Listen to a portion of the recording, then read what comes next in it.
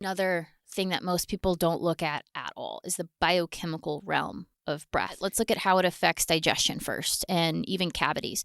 So when we're nasal breathing, our mouth is closed. We have the mucus that lines the inside of our nasal cavity. That mucus is actually filled with secretory IgA, which is the first line of defense in our immune system. If we're mouth breathing, we're skipping that first line of defense.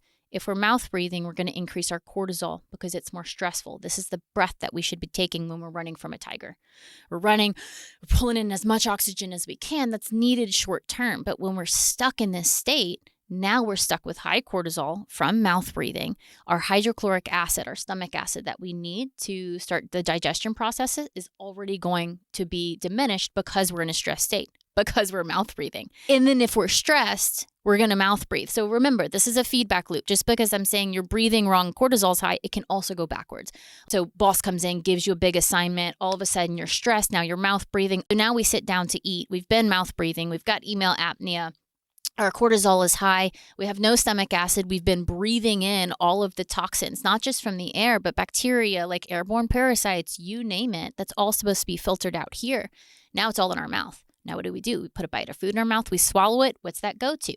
Our digestive tract. If we don't have the stomach acid as the first line of defense to kill off all of those toxins and bacteria, what are we doing to our gut? So for those who are looking for gut health, the first place I start is with the breath. It's the psychological lens. When you're mouth breathing, you're going to induce that stress state. So a lot of people think of anxiety and they think of all of the external factors that are causing their anxiety. But how many people don't consider the fact that their stress, their initial stress, is coming from the inside? I have a family member who gets stressed very, very easily. I mean, she startles very easy. It's because her cortisol is always ramped up. She thinks she struggles with anxiety, but when I watch her breathe, I'm like, she could take anxiety meds. Sure, it might band-aid it. Her breath is going to completely change how she sees and experiences her external world. So even if your external world is stressful, you can manage it internally.